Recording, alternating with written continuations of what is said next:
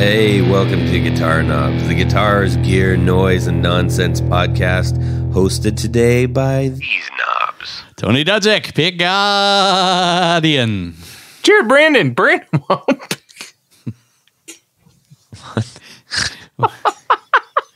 Hey everybody, it's me, Todd Novak. Welcome to the Guitar Knobs podcast. We're thrilled to death that you are listening to our show.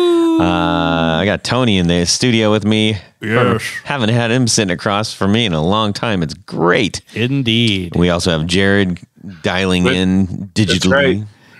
Brandonwound Pickups, by the way. Yes. Using his AOL account. Yeah. Yeah. Dial-up modem. Yeah, exactly. Still have it. We have a super duper special on this show. Special show on the show. But Jared, why don't you ask Tony what we do on the show? Tony Baloney, what in the heck do we do on this show? Well, under normal circumstances, we like to talk about gear. We like to talk specifically about boutique gear, and that would be things like guitars and amps and pedals and accessories and just all the good stuff. And what's a little different this week is we're going to have one of our very special 101s. We're going to have a 101 today. And you know what makes it even more special? What's that? It's a subject that Jared knows, loves, and deals with every day. Fuzz pedals. Right. Fuzz Richus pedals. No, it's our pickups 201. Yeah, something like that. 105. I'm not really sure.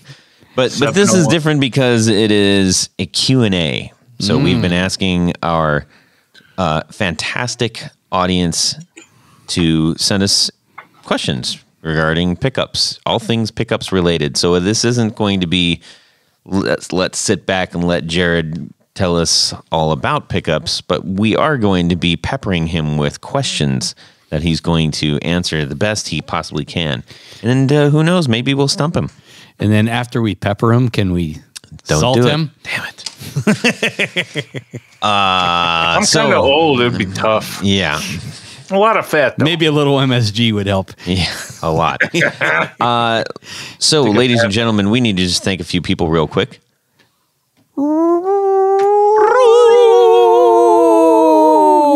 That's right. We need to thank Rode Mics for providing the Rodecaster Pro, this delicious module sitting in front of us. I have missed this module. Yes. And actually, they just sent a new firmware update because that's how they are. They're like, we have a fantastic product, and you know what's going to make it even more fantastic? A Guitar Knobs button. That would be amazing if we continue to work to make it better, and that's what they do, and I love that.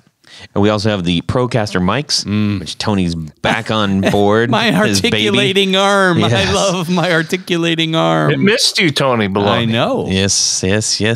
So thank you very much for that. And also, I did want to share out, we get some fantastic letters and blurbs and mails and notes and stuff from people. This one in particular that I wanted to share, I think it applies to us, but it also, I think, probably applies to quite a few people. So I just wanted to share this. It's a little, well, I'll just go ahead and read it, okay? All right. This one is from one of our favorite friends of the show, James Pegler. He is the electronics/CPA guy, control panel assembly at Gibson. Basically, he makes the wiring harnesses for most of the guitars at Gibson. Nice. Sorry, this is in regards to the Magini Guitars episode 212. 212. And he says, hey guys, I was listening to the latest episode of the Guitar Knobs at work, which, thank you. That's fantastic. I love that you do that. Please tell all of Gibson that you do that. I had something of an issue with something that you were all talking about. You were talking about the Epiphone Sheraton and that it needed rewiring. This led to a discussion about quick connect or plug and play, as Gibson calls them. I remember that discussion. Yeah. Tony said, and then Jared acknowledged that they preferred the, quote, the way Gibson used to do it, end quote. I believe that Jared said direct or point to point or something like that. Yes, Gibson and Epiphone both use quick connects and circuit boards in certain models. However, though they are annoying to purists and do-it-yourselfers, the PCB quick connect models do not have any diminished sound quality, or they wouldn't do it. The vast majority of models that are made at the factory are wired direct, point to point, by yours truly, James Pegler. Yeah. Day in and day out. I can assure you, personally, that they are wired by hand by a small team of actual people. The past holds a legendary status, and well-played vintage guitar with a pedigree of lore is always the standard that people hold their mind and compare everything to. I understand the loss of trust by the public and the consumer that it is very hard to earn back. This company has been through some rough years. I can say without a doubt that Gibson has worked very hard in the last couple of years to return the focus to quality and building guitars that are closer to what they are historically known for. I would agree. They with really that. have. They really have. So. I am sure that Gibson does not need me to be an apologist for them. I just hope that the guitar community can eventually move forward with us and forgive the past issues at some point. Believe me when I say that Gibson is a very different company than it was even just a few years ago. I also say with absolute certainty, as I am one of the few that perform this work every day, that Gibson still does wire many guitar models direct point to point. I know that Jared and Tony didn't really mean to insult. This one hit home, though, because it directly seemed pointed at what I happen to do every single day. I just wanted to assure you all the majority of the Gibson models being created at the factory are in fact hand-wired by me and my team. That said, the building up of trust is not easy, but this company is doing everything it can to gain back that trust. Unfortunately, the public has been so focused on the past failings of the brand that they want to fail to recognize the changes and efforts to fix what is wrong in the past. I love this show, and I really like and respect you guys. I'm not really mad or anything. I just think that if your favorite podcast was making comments that minimize the work that you do, it would be a bummer to you. If someone said that Tony didn't really make the pick guards the right way anymore, I'm sure he wouldn't take it on the chin. Damn you! You are correct. And he says, thanks, man. Best to you all. James Pegler. Still a fan of the show and look forward to new episodes weekly. Well, I mean, yeah, well, James, well, that was great. And thank you for clarifying that. You know, as you mentioned, there have been some disappointments, and but I would have to say the last NAMM show that people were able to attend, the Gibson rollout was impressive, and it definitely showed that Gibson was heading back into the right direction. I totally understand why some models have PCBs, especially the Epiphone line. But you know, it's almost as if, you know, like if you consider an amplifier, there are purists that say no, it has to be point-to-point wiring, and you know, the minute you put a PCB in an amplifier, it changes everything. And I mean, in a guitar circuit, obviously, it's not as critical. But I think that's. I mean, I'm super glad that Gibson is continuing.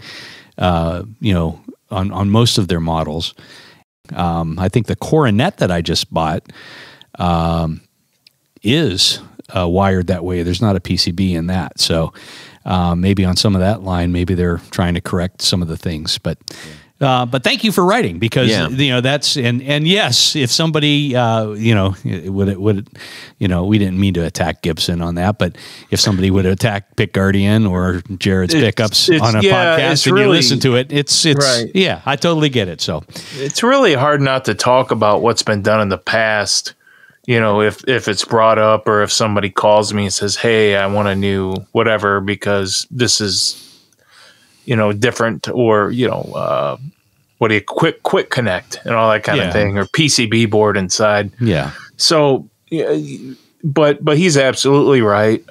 There's a fellow by the name of Matt Kaler, and he he's research and development there, and he's worked really hard in the past 5 years to change several things. So yeah, I'm sorry I joined Tony's bagwagon, and it's all his fault. Thanks, Jared.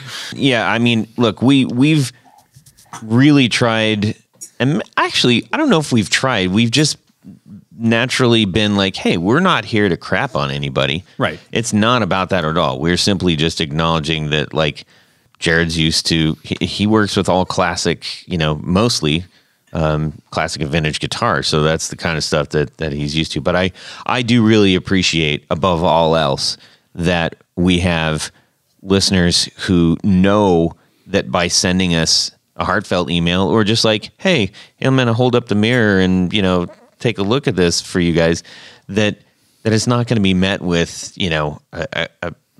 adversity and, animosity and stuff. It's like, Malice we're all part of the same guitar community, and we should be able to have an open conversation. Know everything, so thank you for the correction. Yes, absolutely. Thank you so much, James, for sending that. That took a lot of thought, and we appreciate it. All right. Gentlemen, what's going on in music world this week? Tanya. Why? No, that's Nancy. That's Nancy. So, well, this week, among other things, I was perusing the new Vintage Guitar magazine that just came out. This is the one with Jay Mascis on the cover, who has a really incredible collection of guitars that they outline in this. I mean, there's some really cool stuff. His Jazz Masters and a bunch of other guitars too. But what really, really caught my eye, and it really made me think about how people like myself and others in the vintage world are sometimes quick to jump to conclusions about something. In this case, this is an article about two black Les Paul Juniors. One was a 59, one was a 60. And there are no records of Gibson producing black Les Paul Juniors, although there are some rumors about that there was a music store special ordered a special run of them.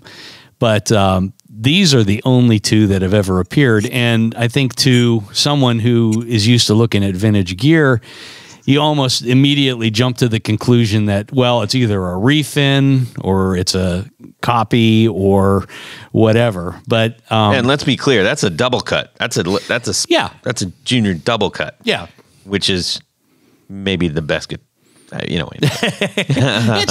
a cool guitar. I love that guitar. But these both belong to Dave Hinson from Killer Vintage in St. Louis, and it's a really cool. The story itself is really good. How he came about the first one, and he was a little skeptical at first, but he took it to other experts, and they agree that this is an original factory finish. And then when the second one appeared, it was, it's starting a pattern. So there may be more of them out there, but there might be some people that think they are refins. I might have one. Well, you have a much later model. I might have one in the future. That I make look like that. Well, you could do that. You could do that. But they're amazing. Tortoiseshell pickguards. Yeah, beat up black. Oh my gosh. And the tortoise guard looks weird on a black finish. I think it looks amazing. Okay, he thinks it looks amazing. So the 59 is pretty rough. It's beat up around the edges. The 60, which is the second one that he got, is much, much cleaner, but has had a headstock break that was fixed a long time ago. But fortunately, they didn't go over the finish. So I'm sure that these things have been black lighted and everything else under the sun. And most of the experts, probably all of the experts that he showed them to, agree that it is indeed a factory finish and maybe a special order or something like that. But the records from that era are a little sketchy or non-existent in many cases. So But anyhow, it was a reminder to me to keep an open mind about things, especially on vintage guitars, and not immediately say, that's a refin. It's not worth anything. Mm-hmm. There you have it. I'm sure those are probably maybe the most expensive ones now. They may very well be. So, Tony, can you tell us what a 59 double cut Junior goes for? I mean, the TV yellow ones right now, I mean, that the majority of those are TV yellow. Yeah. Gosh, I haven't looked in a while, but I'm going to say they're probably in the 10 to 25 range. Wow. Outstanding. And just in case we've got new listeners who don't know what this is, and we don't have to go on and on about it, could you just explain what TV yellow is? So TV yellow is a shade that Gibson developed so that the guitar would really pop on black and white television shows and not blow out. For instance, if you had back in the early days of television, if you had a white guitar, it would just literally blast through. I mean, you couldn't see anything around it. Yeah, it would just reflect out the light.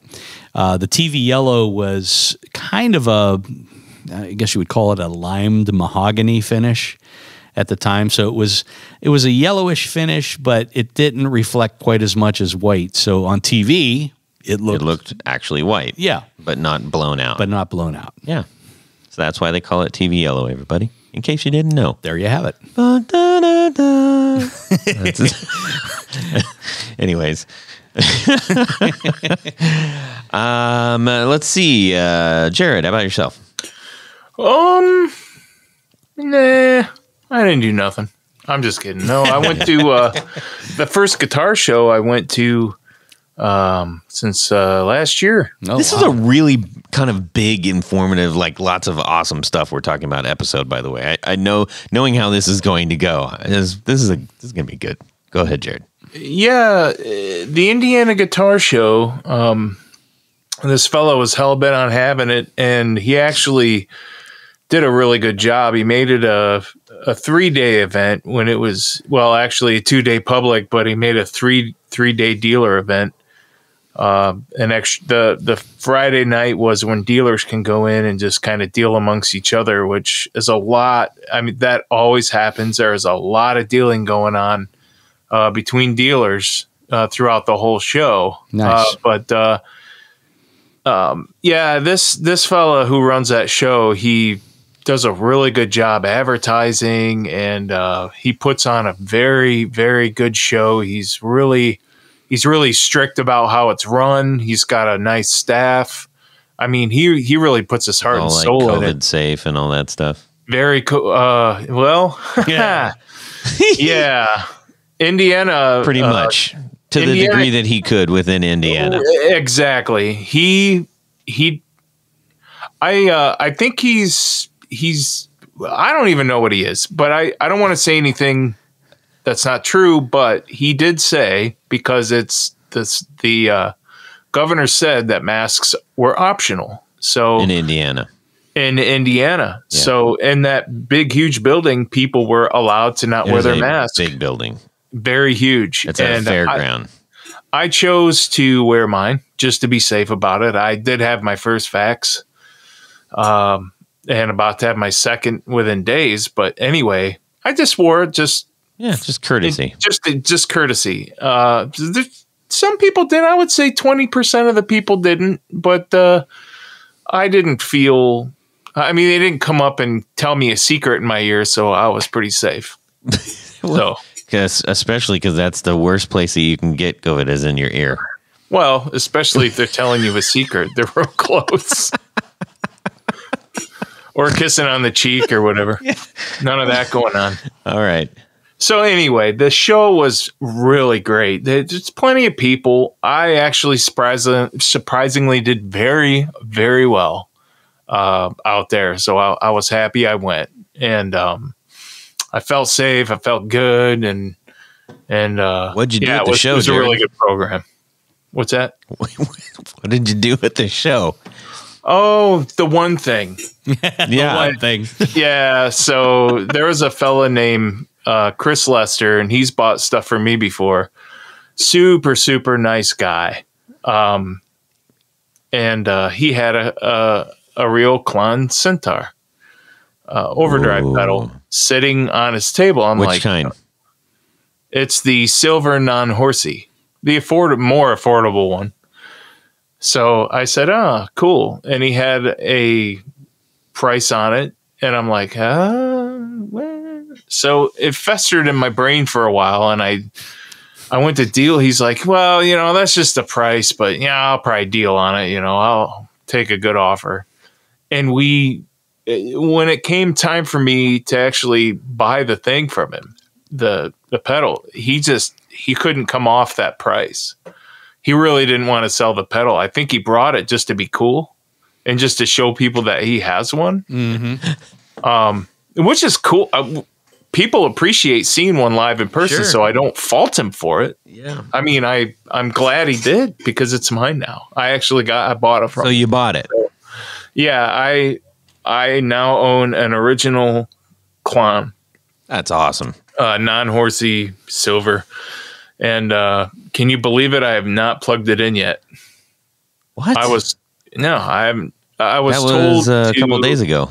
I know. I just haven't. I've been trying to catch up with work and catch up with orders. I don't feel right playing around unless, I'm caught up with work, but caught up with orders. It's not fair to my customers. No, that's not really why. He couldn't find a 9-volt battery. Right. You got to have a battery for it. A lot of people say, I gotta go to the store. I got to go to the store. You got to buy the thing, and you want to get a good quality one. No, blah, blah, blah. you don't. You want one of the old non-alkaline batteries if you can find them. The old Rayovacs. Really? Yes. Why? They sound better. Okay. Oh, there's some mythical magic going on. So, like an old electro harmonics battery with mic on it. It was probably those would made actually work. Yeah. in the 90s or the early 2000s, right? So why wouldn't you just buy a battery that's to those specs? Okay. Yeah. Well, anyway, so 9-volt battery. So you got a horsey. Not. I mean, I a got a non-horsey. You got a non-horsey. But all that stuff super matters, right? Yeah, it does. Is it gooped on the back? Yeah. It is. Yes. Yeah. Yeah. They're all gooped. It's gooped. You cannot steal the. And you got it verified and all that business? Yeah. Jesse Amoroso and Andy Harrison. Okay. They both gave me the nod. So I guess that'll do it. Well, right on, man. That's very cool. yeah. You got a Klon. And the best thing about that is we get to play it. Whee! Oh yeah. Yeah, I'm Wow. excited about that. That's a great investment. And you did get a pretty killer price on that. Very super killer. Mm-hmm. Yeah. Yeah. Hopefully the prices stay high on those because then it won't be. So Yeah, I'm pretty sure they will. So what about you, old pal? Thank you. Hey, you're stepping on my toes. I'm very excited about this one. So I had my big dumb birthday thing, and I decided, you know what I wanted to do on my birthday? Legitimately, I said, after the other stuff that's going on in my house, I'm like, I just want to go have lunch with Tony and Jared. That's all I wanted to do. So we met up for lunch and had some good times. I brought those guys a couple things to check out. And that you we got in the mail. what kind of magazines did you get? I got a couple magazines that were made in my birth year. In fact, one on my birth date, which is really cool. And so Tony decided, he's like, I'm going to go take the stuff over back to the car. And I was sitting there talking to Jared. And next thing I turn around and there's a guitar case. And I was like, That's right. I just about lost my lunch. I was just like really, really surprised and very, very excited, not knowing what was inside. And so I started to unzip the case and I looked down and I'm hopefully I'm pretty sure my face registered. Like my jaw dropped and my eyes turned into saucers. You said the F word. Did I? I probably did. You were surprised and happy. I was surprised and happy. And I looked down and I saw red and I saw white and I saw blue stripes, which can only mean the Union Jack. Well. And yes. Now, I immediately was like, my brain said Epiphone, Sheraton, Noel Gallagher, the whole 9 yards. Yes. And which, that's actually a relatively rare guitar. There's not a ton of them out there. No, they actually made a rerun of not the signature models, but a year or two ago, maybe 3 years, they put out a Union Jack. Yeah. Again. But not the, So anyways, and Drew has one of those, Drew Foppy. Yep. And we're actually at the show that he got it signed by Noel. Yes. Which is super cool. Whatever, Drew. I'll sign yours. Yeah. So anyways, I immediately was like, what? And they're like, now hang on a second. We likes you. We don't like you that much. That's right. And I did not, honestly, I didn't even care. I didn't care if it had been run over by a truck. I was just thrilled to death that my buddies got me this guitar on my birthday. That is, I love the provenance of that whole idea and everything. Yeah. So Tony, yes, tell them. So the story behind it. It's got a good story. It does have a good story. So this was a Chibson, as we like to call them, Chinese made, and it was supposed to be a different model, and then it got lost for like 3 or 4 months. And then suddenly it just showed up at the. You ordered a completely different different model, like, but with let's a say Union it was Jack. like just a totally different style model altogether. Different style, semi-hollow guitar. An Iceman. No, I'm just kidding. I do like an Iceman. Yeah, I mean. But so this thing just out of the blue shows up, and of course it's the wrong guitar. Right. And but I sat there and I said, well, who would appreciate like a 335 style guitar that has a Union Jack on it and with a Bigsby? This one is sort of a Bigsby. It's an upside down. It's an upside down Bigsby. It's like a left-handed Bigsby. It's exactly what it is. But anyhow, I gave Jared a call and I said, Jared, what would you think about if we try to take this thing and improve it a lot? Because the pickups that were in it were just nasty and had a wrong pick guard, and there were just a lot of things wrong with it.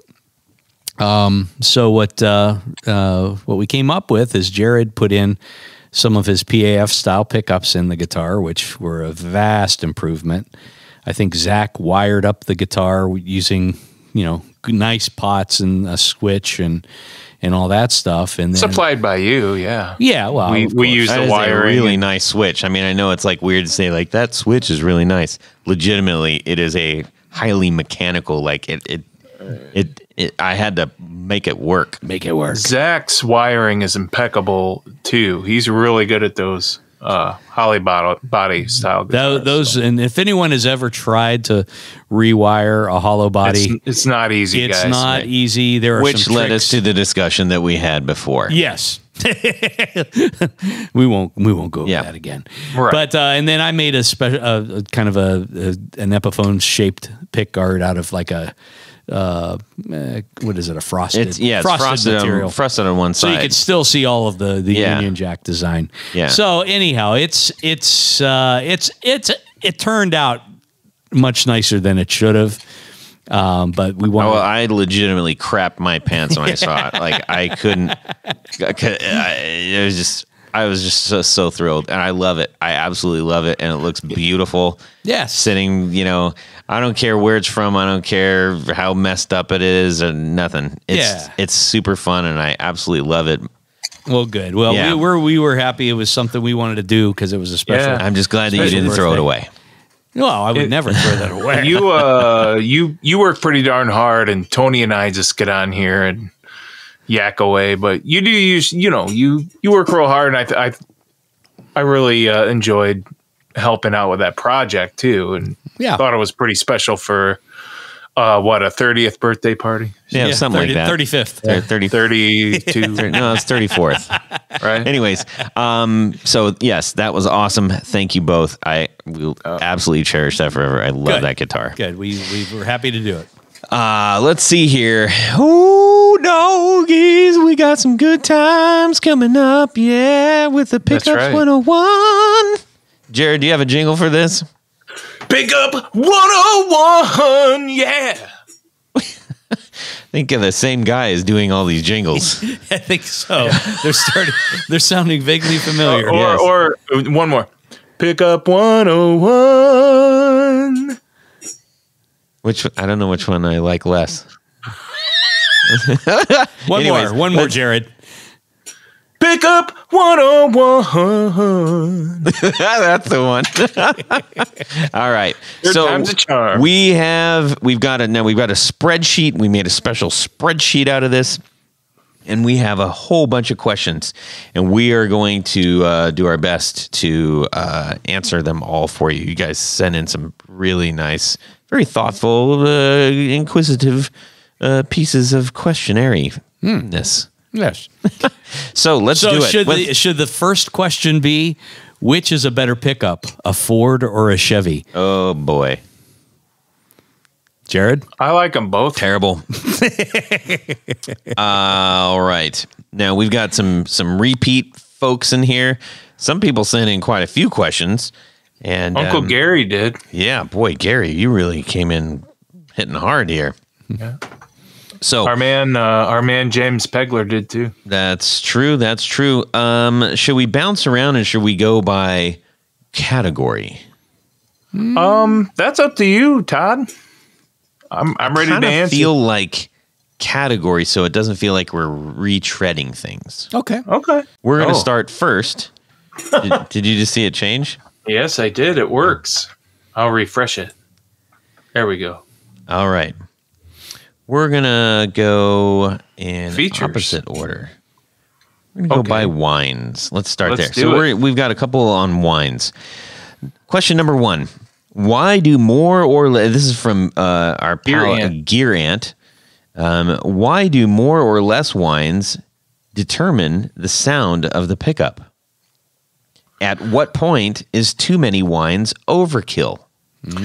That's an awesome question. And there are 3 major things about a pickup that determine its sound. And one of the most common misperceptions is just windings determine the sound. When do less or more? It all depends on the shape of the pickup and the strength of the magnet. For example, if you have all Nico 2 are generally weaker magnets. If you have way too many winds on that, you're going to get a dark, mushy sound with hardly any brights. It's going to be kind of like you have the volume rolled back all the way and there's no brights and no, it's all kind of an EQ system. Mm-hmm. So back to the 3 main parts of the pickup. The way the pickup's shaped, the single coil is a lot brighter than a humbucker because it's skinnier. Mm-hmm. And then you have the magnetic strength, which powers the flux field that the strings interrupt. And then you have the windings. And those 3 are it's like a 3-band EQ. So, and I'll probably come back to that a few times with many of these questions. So yeah, if it depends on the strength of the magnet. So aside from the strength of the magnet, generally speaking, the more winds, the darker and you begin to lose clarity. Yeah, you begin to lose clarity if you don't have enough magnetism to match that output. Okay. The output resistance, and that's when you have that's when you have several winds, is when that raises. Several winds? Very Several? Don't make me say 3 severals. I mean, that 3 severals would be a Gibson Ebo. I mean, that thing, those read 36K. What? Yes, a lot of people get these Ebo pickups and they want to read it with a meter, and they don't realize they have to turn it to 200K instead of 20K, or else it'll just show up dead. So when you put it on 200K on your meter and you read that EBO, it's like 36K. It's a lot of windings. That's a lot of math. Yes, it is. And they're mudbuckers, by the way. Yeah. And they have massive magnets, right? No. They have 2 bar magnets on each. Well, the early ones had a regular humbucker, but they were turned up like a blade on each side of the pickup. Okay.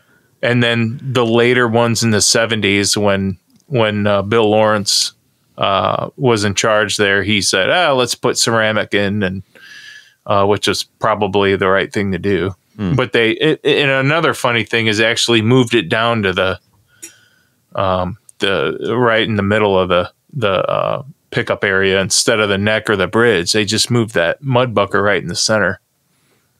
Okay. Here we go down the rabbit holes already. Sir. I love it, baby. I'm going to pull you back. So does that mean that the fewer winds, your guitar is going to sound better? This is a setup. Brighter. And it depends how much magnetism you have. So if like a Charlie Christian pickup, that's 3K maybe.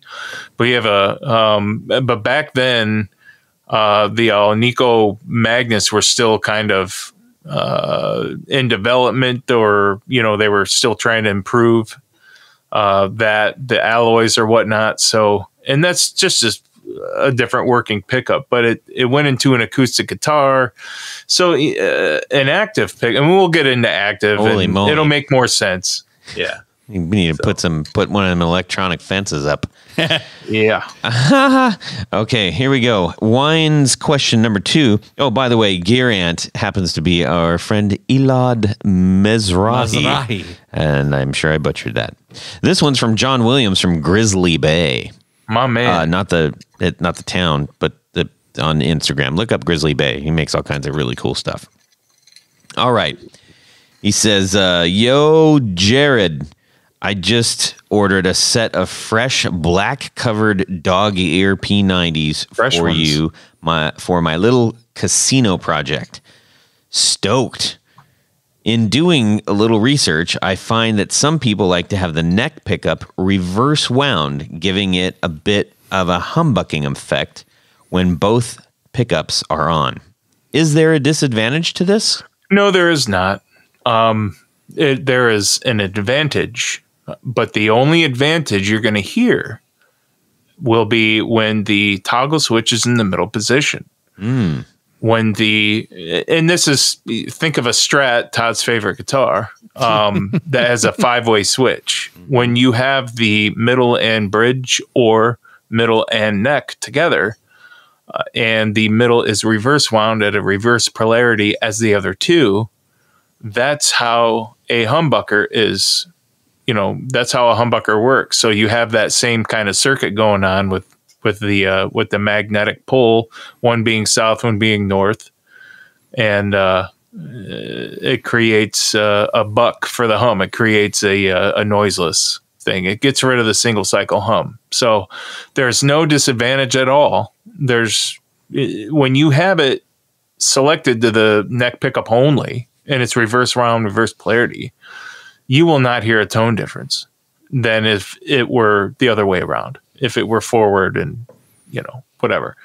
So there's absolutely no tone difference. It's the advantage of being noiseless in the middle. That's it. Okay. And again, you will have purists that, say, well, in the 50s, Gibson didn't do reverse wind, reverse polarity, so we want it to sound just like that. So exactly. But I agree with Jared. I think the advantages are there. And, if there's no disadvantage. If you don't spend a lot of time in the middle position, or if you do and want hum canceling, it's a great option. I guess I know to make that. I guess I know to make it reverse then. Yep. All right. This next one is also from John Williams. Yep. This is regarding upgrades. Are there any upgrades in the other electronics you would suggest? So this is the wiring harness, etc. That you would suggest to get the most from your P90s, as I plan to replace them. particularly pot or cap values, brands, models, etc. Tony Baloney Yep. is just as versed as I am, so I'll take a quick break and let Tony answer Take a this break, one. Jared. So, I mean, traditionally, 500K pots are what Gibson used with P90s. The value of the cap can vary. I typically use Cap being the capacitor for the tone control. Yep. And I typically use 0.022 for the value of the cap. of the cap, and that to me works best with almost every pickup that I use with. So almost every install I use that. If you find for some reason that the P90s might be too bright, which is not likely, but if you do, you can change the value down to 250K instead of 500K on the pot. on the pot. Sorry. And then That's what I'm here for. and then opposingly,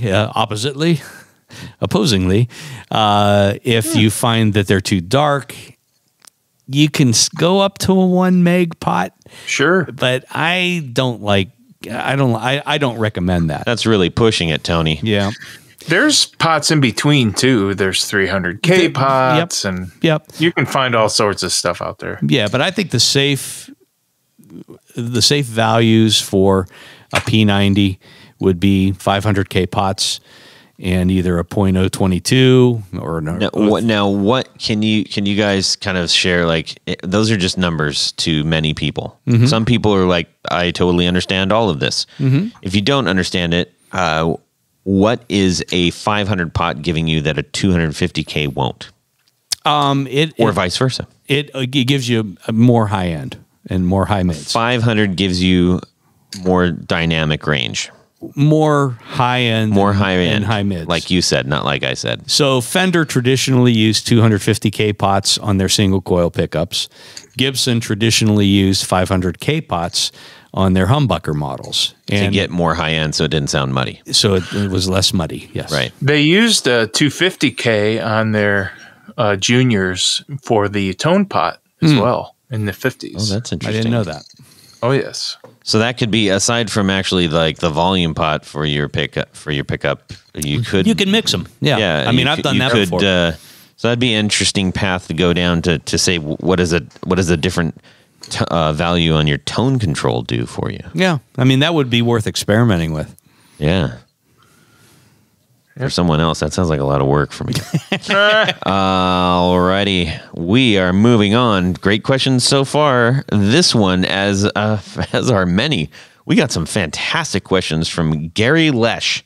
Yep. This is regarding types.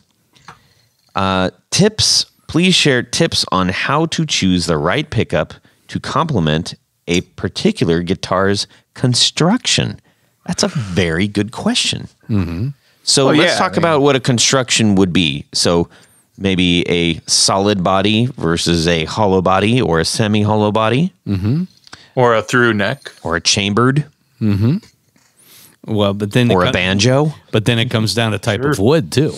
Well, let's not go down that. Well, but no, that's important. Okay, It kind of let's is. go He's down kind that. of right. Because on a solid body, a mahogany body is going to sound much different than ash or alder. Yeah, aren't you glad you took my suggestion of going down this path? I like your path. I know.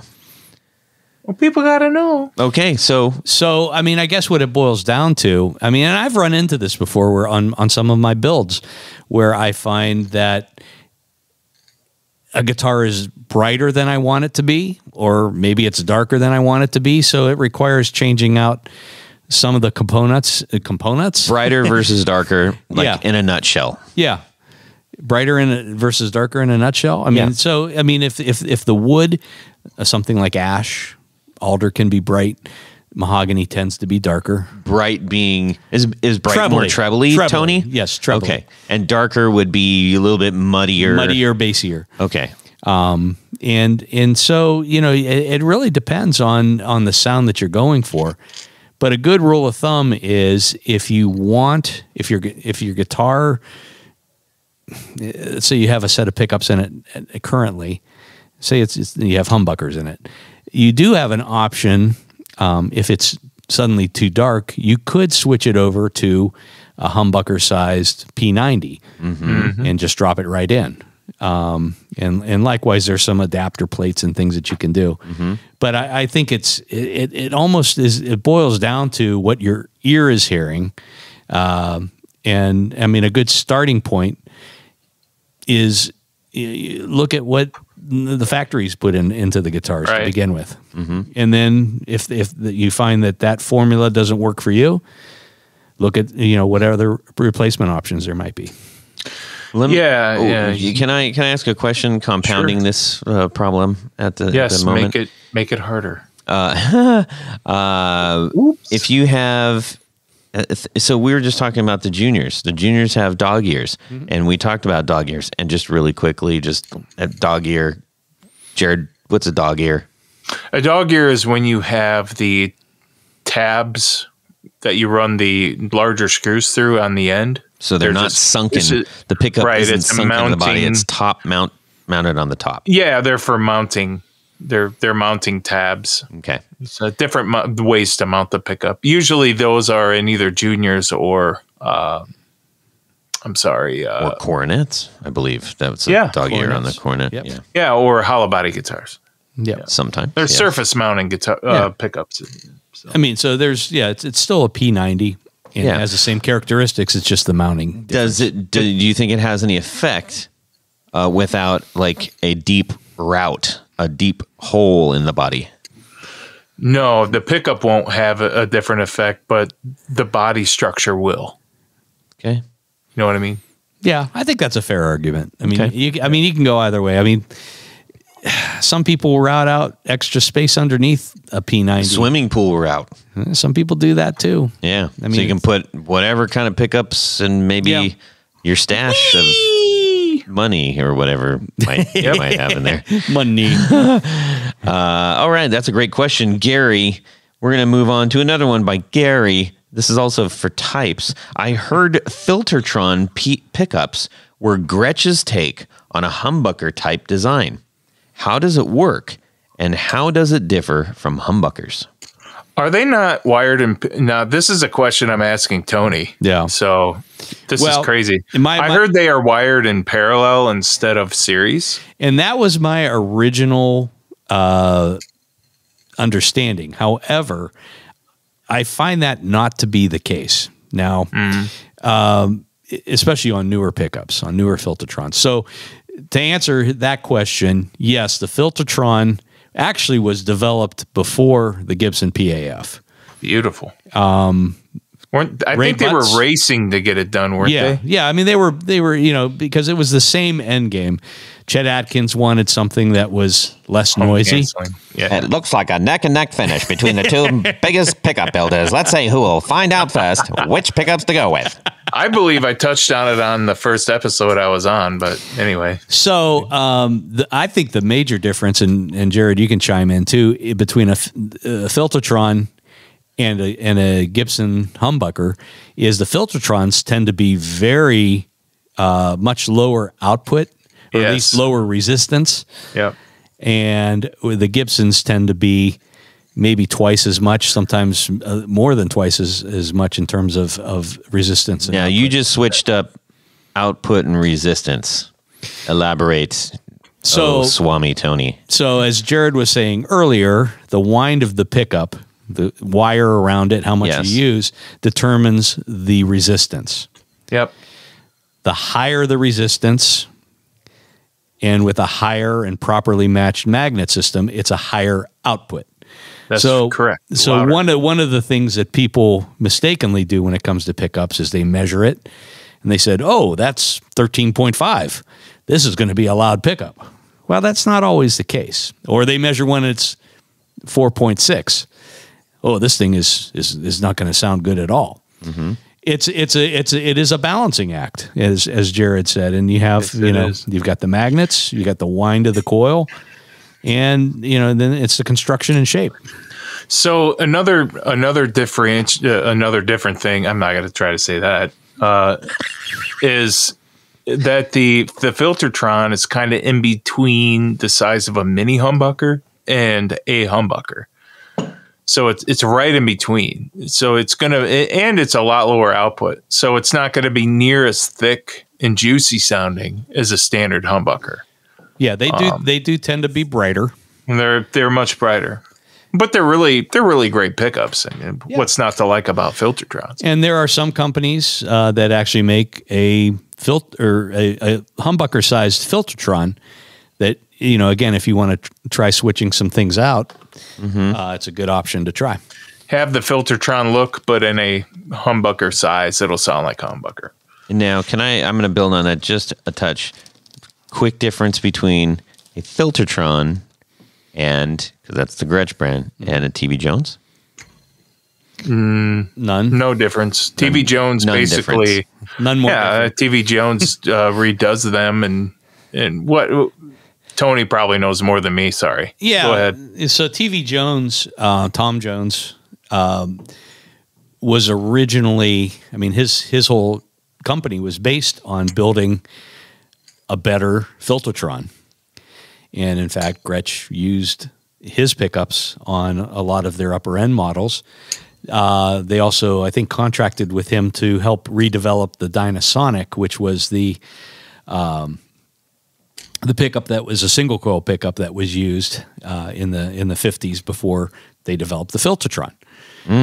So, I mean, Tom knows Gretsch stuff inside, out, sideways, backwards, forwards. And he makes a really, really good pickup. And I would say compared to modern Gretsch pickups, he's probably got better sounding pickups than what Gretsch is able to produce. Yeah. That's what I was going to say. All right, we're going to move on. Gary's got another one for tone. What tonal differences does phase reversing various pickups positions have from standard in-phase wiring? I know that sounded really weird. What's the difference between in phase and out of phase? How's that? That's a better way to put it. That's a better way to put it. In phase, you have more of a similar tone to the bridge and the neck, and it's like the perfect marriage. And they're, I don't know. And then out of phase is, for a good example, is Green is the Greenie guitar. Yeah, Peter Green, right. So the legend is some guy tried to fix Peter Green's neck pickup and he wound it backwards. And so that made the middle position out of phase and it sounds honky. And that's kind of one of the best words to describe it. It sounds like you're covering your nose and you're talking funny, like, hey, how's it going? That's what out of phase sounds like. Video killed the radio star. Yeah, that's right. This is in phase. This is out of phase. That's probably the best example an audio example I could give you. So it doesn't. To some people, they can do a lot with that musically, and it makes them happy. Like Peter Green made it famous, and then you have other people that are, I hate that sound, and I don't want to use it. Yeah, I usually discover that when I'm wiring up a Telecaster or something, and I accidentally flip the leads. Yeah, it sounds out. To fix that, you can isolate the ground on a single coil pickup, and then you can just switch the leads there. Yeah. So, yeah. I heard you on my wireless back in 52. Lying awake intent and tuning it on you. The show's long enough, man. Let's go. Okay, that's a great song. Damn, I remember the first time I watched that. Ugh, yeah, it was a watch. Video. It wasn't a heard. It was a video. Yeah, it was on MTV. Dang, thus killing the radio star. I know. Back when MTV was MTV. At least that's what I heard because I'm not that old. No, yeah, you were still in diapers. Ooh, man, people tell me all about those days. All right, let's hear one from Hello Sailor Effects. Hello Sailor. All right, he's our buddy. This is on tone. In order of percentage, what is the most important part of the pickup to get right for the end tone? This is easy. 33%. Were you happy it was easy? You're like, I got this one. Yeah. 33% is shape. 33% is the output and 33% is the magnetism. Oh, man, that's a So cop-out. by output, you were referring to resistance. Now you can kind of interchange a few percents here and there between all those three, but you have to have all three right. They must all be correct, or else, it's not going to. If you get one more right, which would that be most important to get right?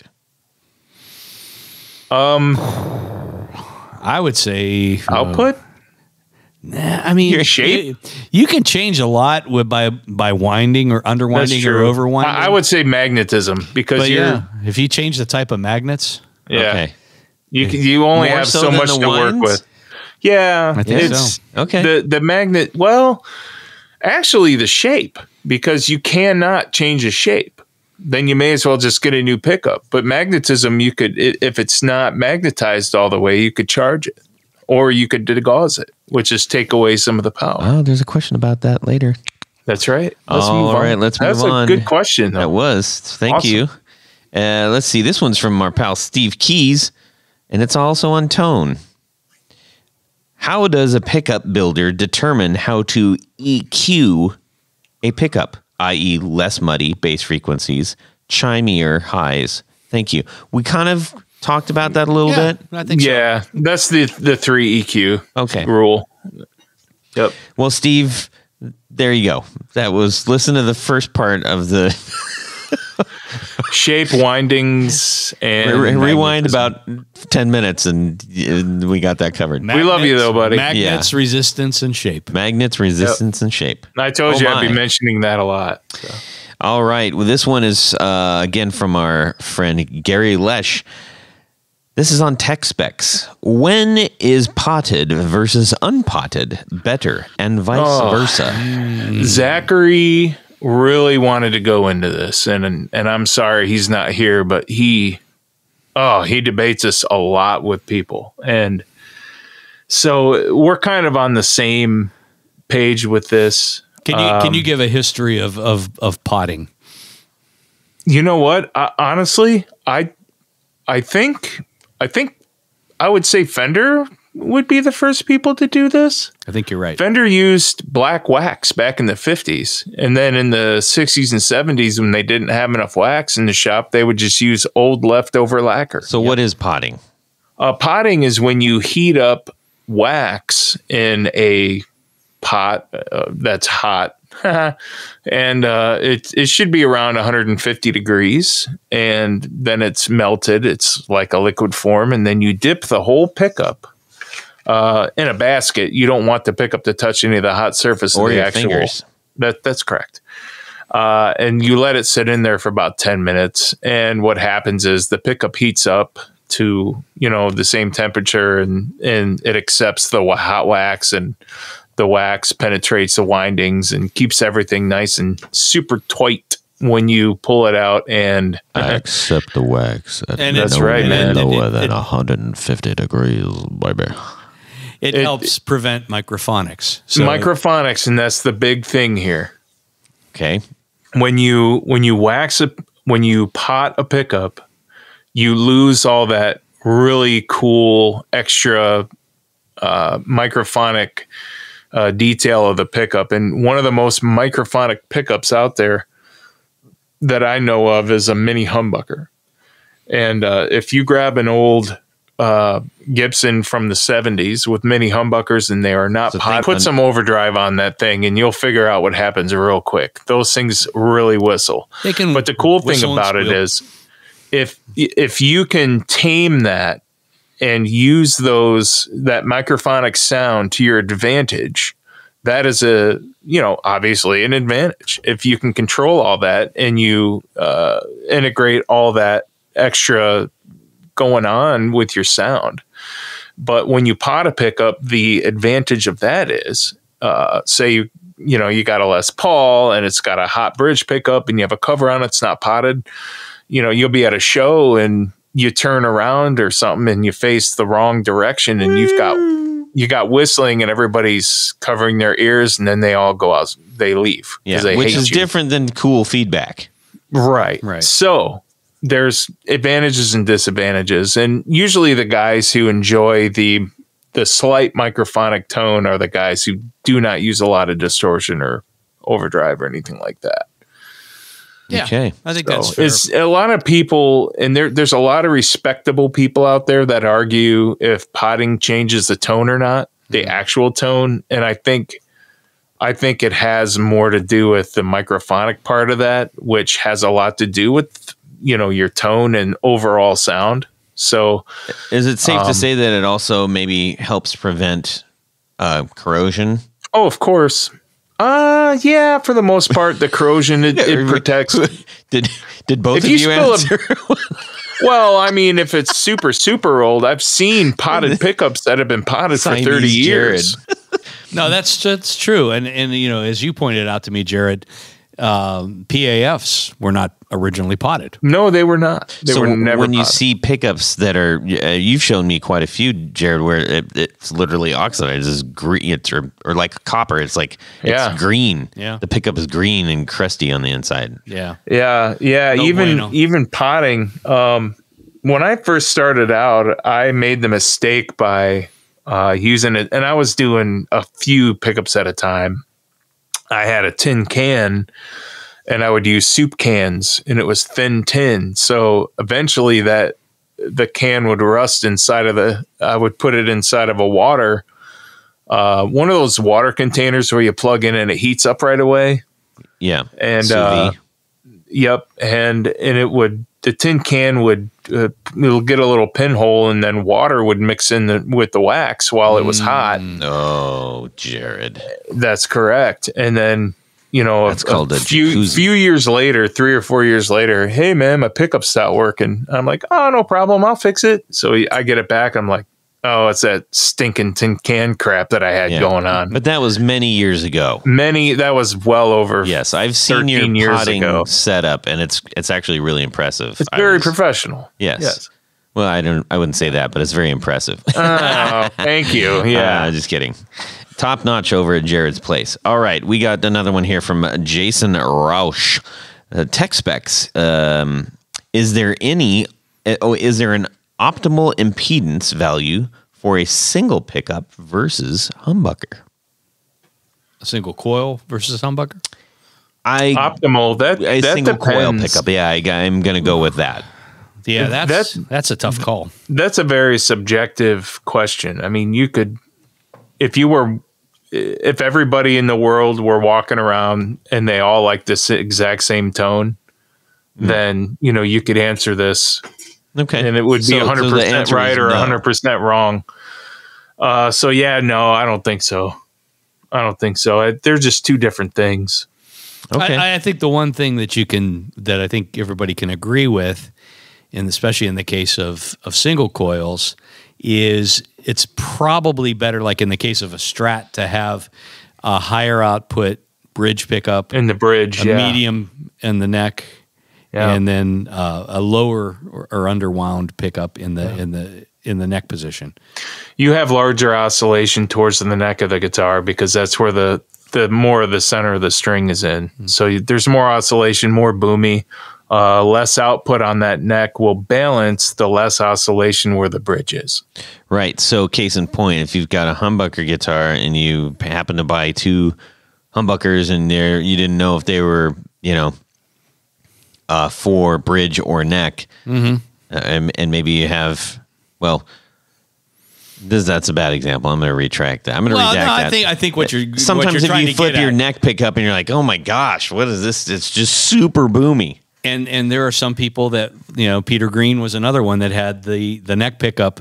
Normally you put the pole piece either towards the bridge or towards the neck. Yeah. In his case, his pickup was flipped upside down so that the pole pieces there was a blank coil next to the neck. Well, and to be clear, he didn't flip it upside down. It's just 180 degree difference. turn. Yeah. Yes. Yeah, and I have a theory that they did that because it was out of phase, and they thought by flipping the whole pickup it would change, and it did not. It will not, because the circuitry is the same. Yeah. Then if they would have flipped the neck, then it would be in phase. But you could reduce some of the boom. The neck. I'm sorry, the magnet. By twisting the pickup 180 degrees. Yeah. And truth be told, you know, whether it's a Gibson or a Fender or whatever, they always put the same value or as close value pickups as they had.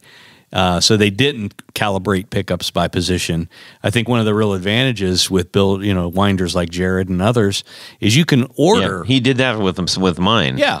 So it makes sense to put maybe an underwound pickup in the neck and an overwound pickup in the bridge. That's exactly what I asked for, because I hate flipping up, and I don't use rhythm the neck pickup too often. But when I do, I'm just like, geez Louise, it's just so big and boomy on some guitars, not all, but. And when Tony was referring to Gibson, he was speaking of years and years and years ago. They do now. They do. Yeah, more. they have a pretty good pickup.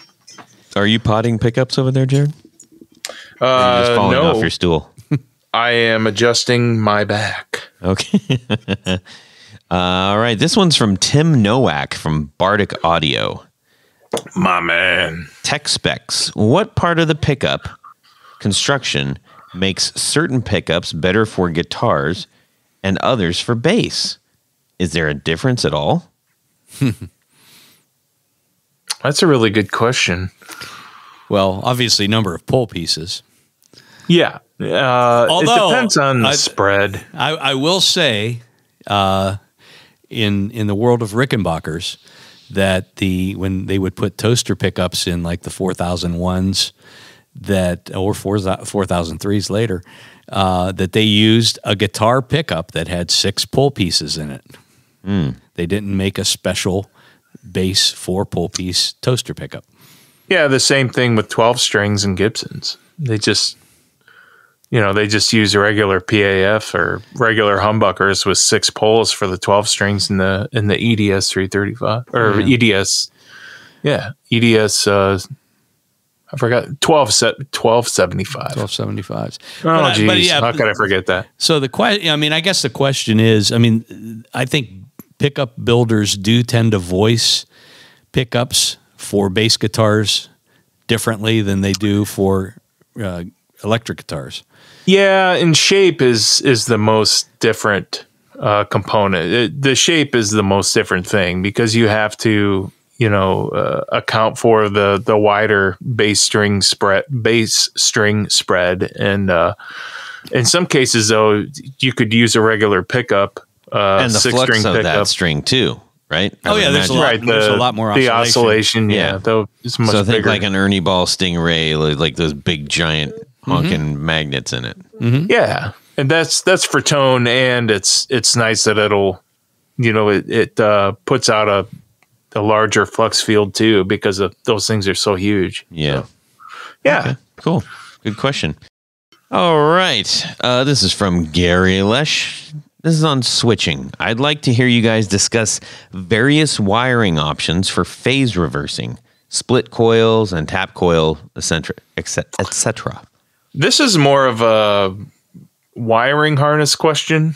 I think that there are plenty of ways to alter the sounds. Oh yeah, via coil tapping or splitting, and phase reversal. And it's relatively easy to do. The easiest way is with some mini toggles. But if you don't want to have extra holes in the pick guard or the guitar, you can also use it with push-pull potentiometers.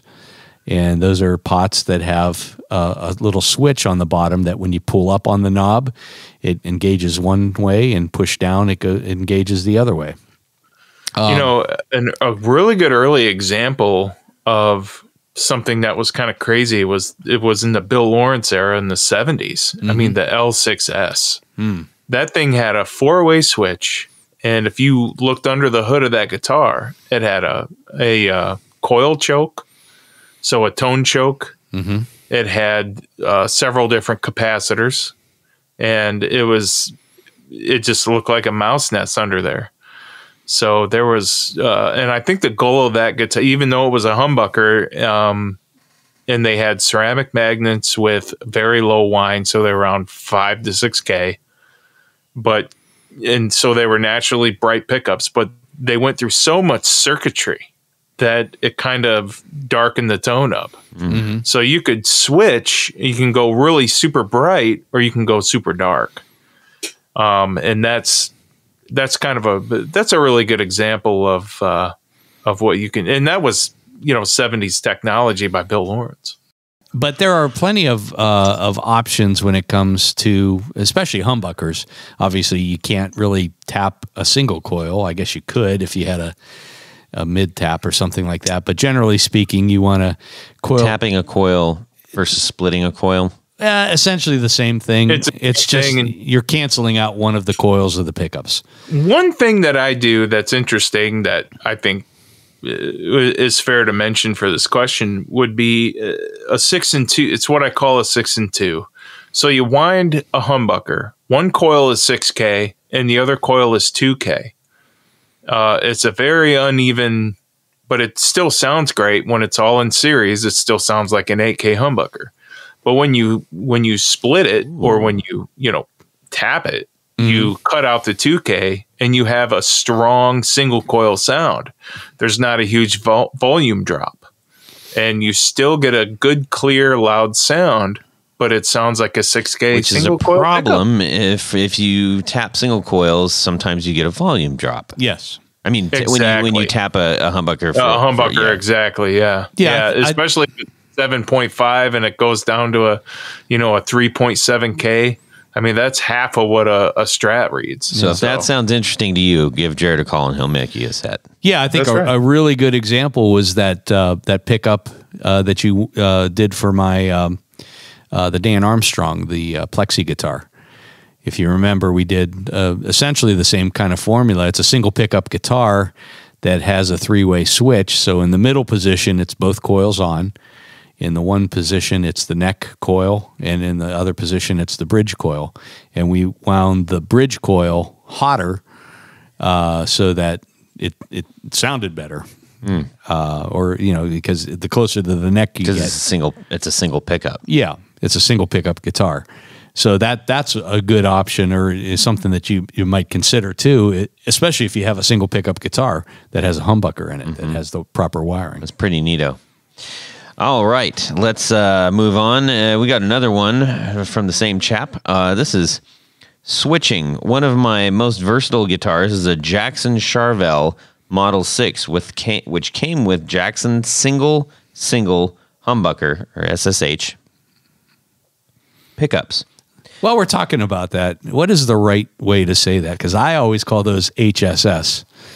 I guess you're right. No, I've heard it both ways.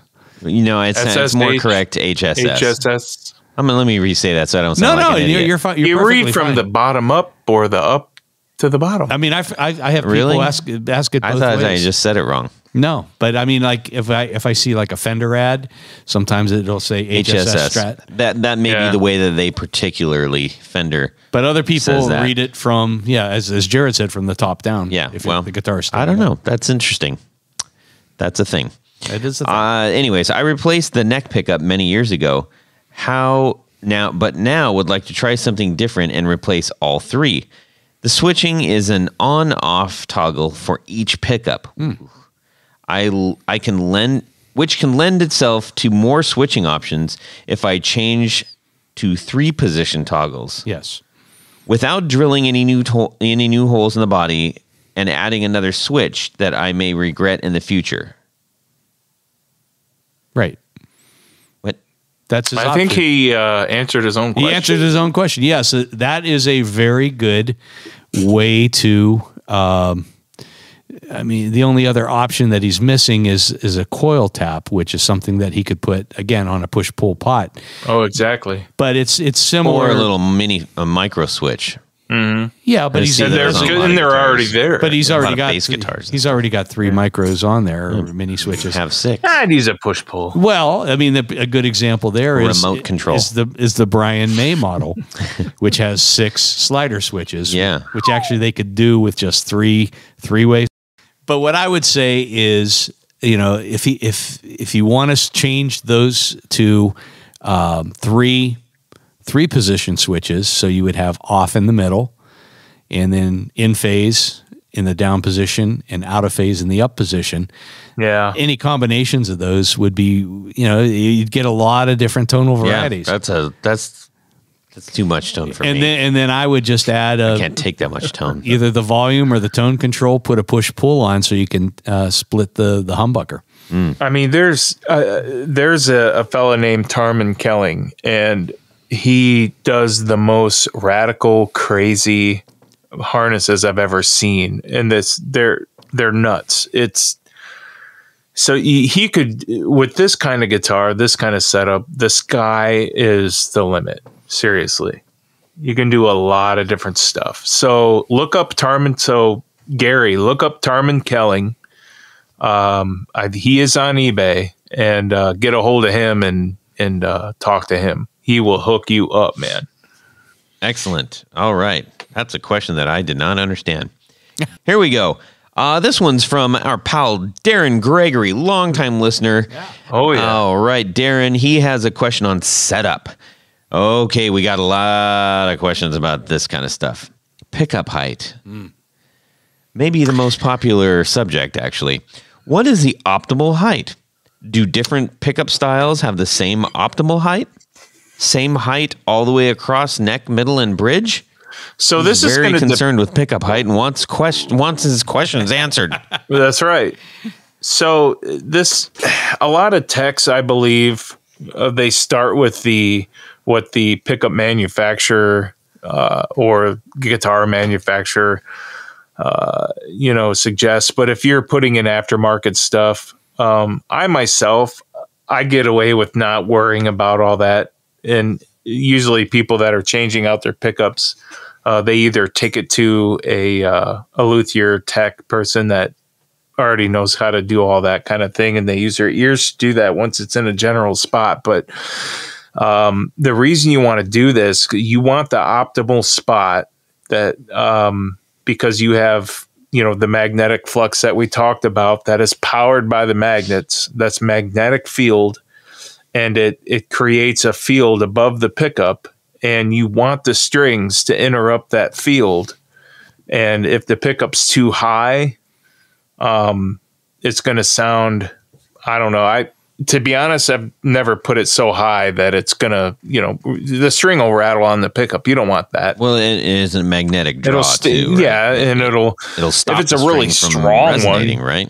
right? It'll stop the it'll affect flux. that. It won't sound right. It'll just sound like whatever. And if it's too low, the magnetic flux field will be weak, and it'll sound quiet because it's not close enough to the string. It's not close enough. So on that note, actually, there's some magnet questions. We'll talk about that maybe a little bit later.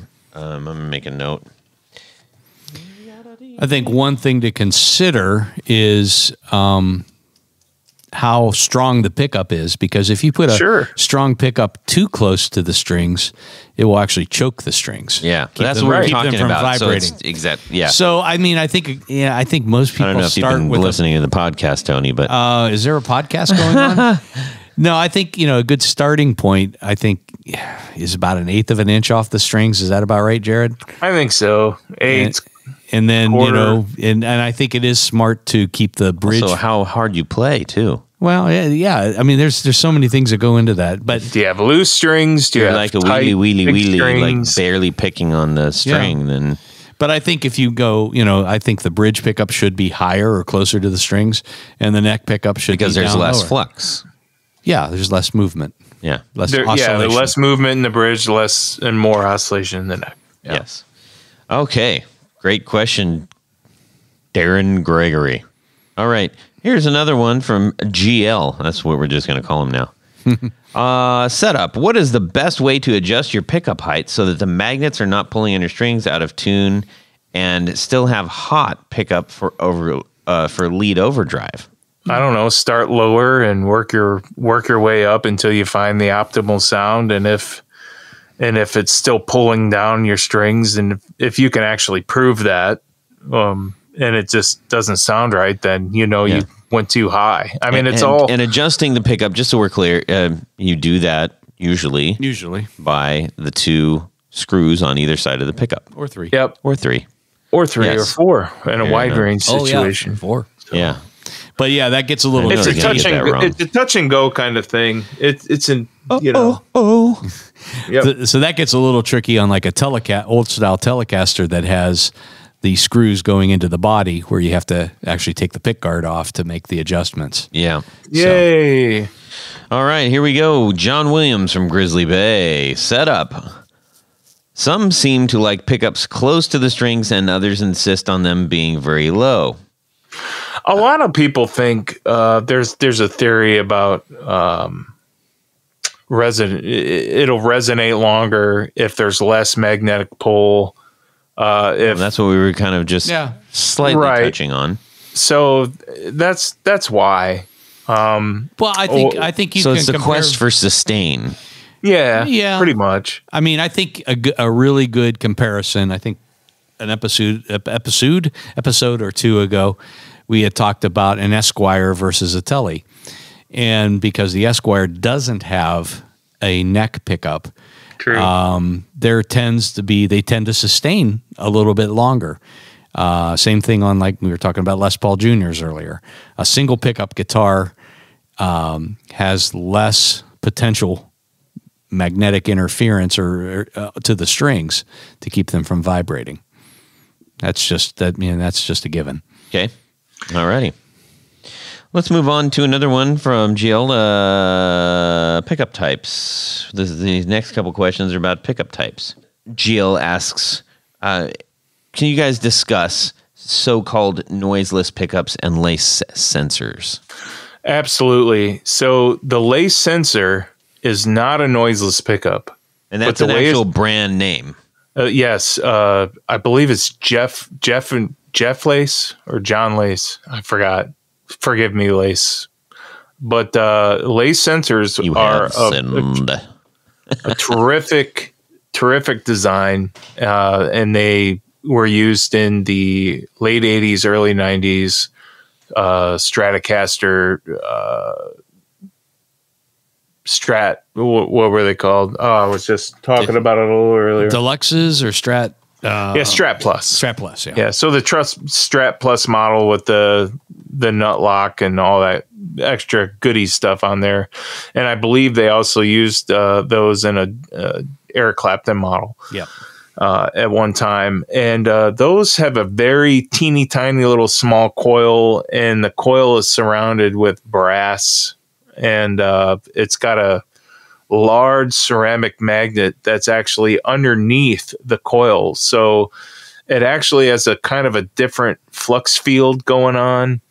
But I guess it's just quieter that way, the way they engineered that. And I myself have never really gotten any more deeper than that. But the noiseless pickup is basically 2 coils that work like a humbucker, but it's just in a stacked position, or in some cases a side by side. Take for instance a precision bass. You have 2 small coils, 2 little rectangular coils, and they're kind of staggered, and they both have the 4, like on a 4-string, they have the 4 magnets in each. Each string gets 2 magnets. One pickup is wound one way, and the other pickup or coil is wound the other. So you have that same noiseless. So that's a noiseless design as well. Also, Mustangs and Duosonics had the same thing going on. But that's only if you had both pickups on. So it's, that's what makes it noiseless, is basically when you have 2 coils that are, canceling out that hum, right? The single cycle hum. So that comes specifically, for those who don't know, this is mostly for single coil pickups, right? So what's But it's not. Well, I mean, I'm talking specifically about the lace sensor. Oh yeah. What I find interesting about that is if you look at like the artist lists on the lace page, it is overwhelmingly like really heavy music, which is very interesting. I think a lot of heavy and a lot of very proggy kind of, like math rock and heavy like doomy stuff. And the early stuff that Lace put out was vintage output. So I think maybe they had a gold set, which all 3 pickups were gold and they were all vintage. And I believe the red, white, and blue had a hotter bridge in middle. And so they were, just had different dynamics. Yeah. But other than that, I just wonder what the significance is with like so many artists doing like really high output, really sort of heavy stuff. What the connection there is with the lace sensor. I think it isn't even so much the lace sensors. They're the EMG. A lot of really heavy players are using an EMG pickup. Yeah, I mean, classic we'll like get into that. Kurt Hammett, like and those have a different frequency profile and and noise profile. Okay, good question there, Mr. Man. Let's see here. Explain, what are gold foils? Where does the name come from? I guess gold foil is used in their construction, ? What makes them sought after? Where can you find them? Some old guitars, some newer guitars? I mean, I know that's a lot of the same. It's just explain about it. Yeah, James Pegler kind of asked the same thing. Yes, James Pegler. In gold foil pickups, are the foil, quote, covers purely aesthetic, or does it affect the sound? So to answer both at the same time, the gold foil pickups are the ones that you see on the old Tyscos and the Harmonies. The Armin made several of those. And the foil you see is the nice gold foil that is mostly an aesthetic. Stamped. It's like usually like stamped gold foil, right? Well, right. not There so much is some metallic properties in that material. So I guess if you put it up to some sort of computer program where you can see sound waves and you A and B to non-gold foil, you took the foil off, tested it, you put the foil back on, you might see a slight difference in a sound wave, but as far as hearing it with the human ear, I really don't think you're going to hear that difference. Like the covered versus uncovered kind pickups. of. Yeah. That's a big rabbit hole subject there. It is. We've gone over Thanks that. to Slash. But seriously. the foil is but the foil is so much thinner. It's most of it's paper. You have a very absolute tiny little thin layer of metallic that was stamped. And why are they so sought after? They didn't, they made them years and years ago, and when they were on cheaper guitars, so they would just throw them out. They didn't really think to save it. So that's pretty much why, because there aren't very many of them. You can thank Ry Cooder for that. That was his contribution. Yeah, I mean, he took things out of the old Tyscos and old Harmonies and things like that, and it's. Yeah, I mean, it's in my personal opinion, I think it's mostly cosmetics. Yeah, it is. I mean, it's a single coil pickup.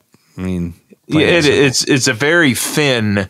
So they take a very thin magnet and they put paper flanges on the top and bottom. They put it in a jig and they wind it, and then they wrap the paper around the whole coil and magnet, and they glue it all together, and they put that thin little, bobbin basically onto the metal plate. And they put the gold foil over that, and then they put the cover on that, and you got a really thin surface mount pickup. Yeah. It was a lot easier to install them than, that way than to make routes in the bodies. Absolutely. And that's different than the screentopspickups.com. Yeah. It's a little different. It's a lot different. Yeah. Screen tops are just like your favorite sounding pickup, but with a screen on the top. Right. At screentopspickups or screentopscom. Yes. Yeah. Thank you. That's the one. That's the one. I should know. All right. Here's another one. What are active pickups? Obviously, Awesome. there is an active preamp following the pickups, but are the pickups themselves different than regular passive pickups? The great mystery. What's inside an EMG pickup? Less. Yes. Go ahead, Jared. I'll let you A take lot less. So they're wound, probably 75% less than a passive pickup. And all that less is recharged with a 9-volt battery and magical mythical circuitry to make it sound mean. And the advantage of that is you and I don't really do a lot of this, so I'm somewhat talking out of my butt here, but I would say that there's a lot more advantage. Do not picture that. Right. I'm going to say advantage again, because you can do whatever. I mean, you can make any circuitry to make that sound however you want, because you basically have barely any character in a pickup and you're adding it via circuitry and battery, rather than a passive pickup where you're just stuck with that pickup the way it is. Do you think that is there more compression in that? Like, do you get just I think the compression, if any, would come from the preamp circuit. Yes, that's in there. Yeah. What's interesting about active pickups is the impedance has changed. So it's a lower impedance pickup compared to a standard, passive pickup, I guess we'd call it. And to my ear, I don't know. They always seem either too clean, too brittle. But if you're running it through, tons of gain, and tons of pedals, that could be helpful. And it gives you a good, clean starting signal, and a strong starting and a constant starting signal. Yes. But the disadvantage with using a lot of active pickup, almost every active pickup, is you have to have an onboard preamp circuit. So there were some Moog boards in the Artisan models of Gibson in the 70s, and you also in the late 70s and early 80s you had and probably still make them the Music Man bass. Yeah. So those are some active pickups that people don't really realize that are use active pickups. I mean, that are really those are really active. Yeah, I mean, the early. It's not just EMGs. No, I know, but those are synonymous with active. Yeah, I mean, I was just saying, like Kleenex. But when it's my show. When Leo Fender started Music Man, I mean that a lot of those early, even the guitars had active circuitry and active pickups in them. His own designs. That's a great story, Tony.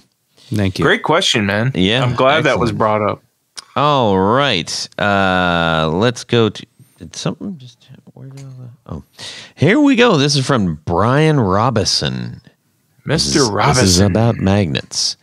Question for Jared. Why do some humbuckers have a screw side and a slug side? Oh, man. So. Whoa. Hang on. There's more. What's the purpose and difference in sound? And what would the effect be with 2 screw sides versus 2 slug sides? And they make them. Yep.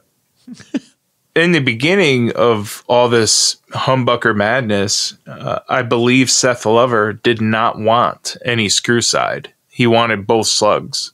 And Ted McCarty, I think he was a CEO back then. Ted McCarty of Gibson wanted the screws, and I'm not sure if he wanted to, and I don't know exactly why, but my guess is he wanted to give the customer the option to, slightly change the tone a little bit, adjust. If there was, maybe they wanted the 2 middle string. I don't know. Was there a, but here's what happens if you screw all your screws out and you have an uneven, height between the two coils, one's obviously going to overpower the other, and it's just going to the pickup will sound brighter and less. It'll just sound less MIDI, less powerful is a better way to say it. If you unscrew your pickup height screws and you can just sloppily move your pickup around and it's plugged in under the strings, if you tilt the pickup back or forward, you will see major tone differences when you do that. And that's actually how the Charlie Christian pickup that I mentioned earlier works. There's actually adjustments where you can just tilt the whole pickup up or down. And there was 2 screws well below that pickup towards the bridge to do that with. So you're changing the shape of the flux field, in which that also changes the tone of the pickup of the guitar. Tony, do you have anything to add? Yeah, I mean, that goes back to, we had talked about the differences between Filtertrons and humbuckers. Filtertrons have 12 adjustable screw top pull pieces. Dirty fingers too. And and so there are some, and there are plenty of other options out there that allow you that adjustment. I don't know that it makes that much difference, but if you did all 12 slugs, I guess you would have a slightly different sound. If you see old 50s juniors that once in a while, like the pickup, or maybe the neck is warped or something is wrong. Some guys screw the adjustable screws out of those P90s, all closer to the strings. Oh yeah. And you'll see that sometimes, and that's just so they get a decent sound. It's common to do that with a B string. Actually, I've got a Nashville Deluxe Telecaster where in the middle position pickup, which I would never under any circumstance ever in my whole life use. They do in Nashville. Yeah, I know. But the pole on the B is, I think it's the pole. I mean, I think it's the B. I'm pretty sure it's the B. Is raised. Mm-hmm. So it's almost twice as high as the other ones. Right. I think the major difference came about with the unwound G. So a plain G, which becomes much louder because it doesn't have a wrap on the string. Right. So generally speaking, the G, you would lower the pull piece. Fender started lowering them on their, like on a staggered Strat set and that sort of thing. Yeah. So that's to compensate for the loudness of the individual string. I see. All right. Hello, Sailor Effects. Hello, Sailor. Here we go. What is your go-to magnet for a PAF style pickup in both positions? Short/long, a starred weekend degost. Is he speaking Liverpudlian to me? I don't understand this. No, Does it matter as much as we all think? That depends on how degaussed it is. If it's just slightly what is ever so degaussed, Jared? that's when the magnet is not at its peak strength. Gauss is, in other words, that's the level of strength that it's at its state, the current state of it. And different grades are meant to hold different numbers of Gauss. And I have a Gauss meter, so I can read the Gauss on a magnet.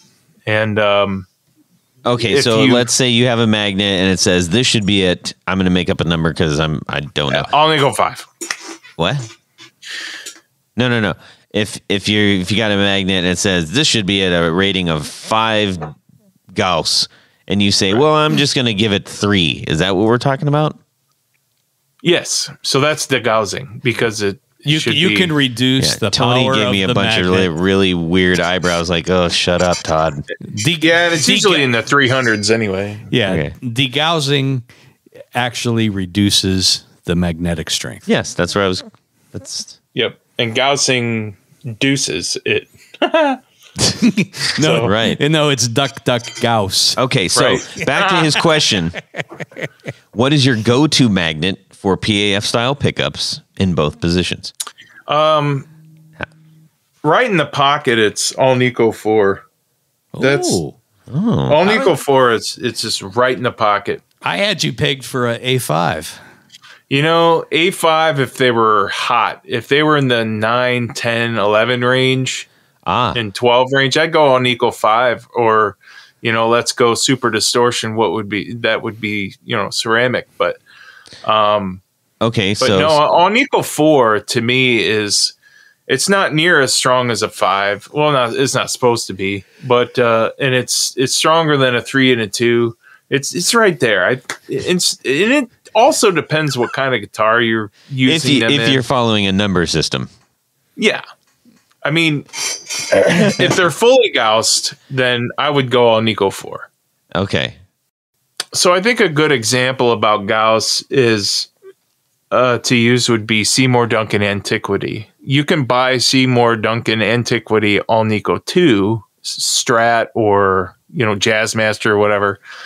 And their point is like they're simulating old magnets that possibly age, you know, that age and lose some magnetism. Their whole philosophy is, why just go through the painstaking of degaussing a magnet when you can just put a lesser, lower grade magnet with less power and it would just do the same thing? Because the strength of a magnet is what decides how strong that magnet is. Now, are there other little things that may have to do with the grade? Yeah, I think there are. But for the most part, the strength of a magnet is what contributes what the magnet does for the pickup. So, degaussing and gaussing, I don't degauss magnets unless somebody's just really, really. That sounds like a very specific, serious. It's a thing. very, very nitpicky kind of thing to degauss magnets, and it's kind of a buzzword out in the pickup world if you're into pickups. Mm-hmm. And I think there's a misconception with that too. So I like to fully gauze all my magnets when I get them. Okay. And they will naturally degauss over time. I think in some cases they do, and in many cases, yes, they barely weaken. But in a lot of cases, it's not enough that you can hear a difference. Okay, sounds good. But in some cases, maybe that's a big rabbit hole. So I think we just climbed out of it. Okay, Jared. Last question. Yeah. Give us a sales pitch.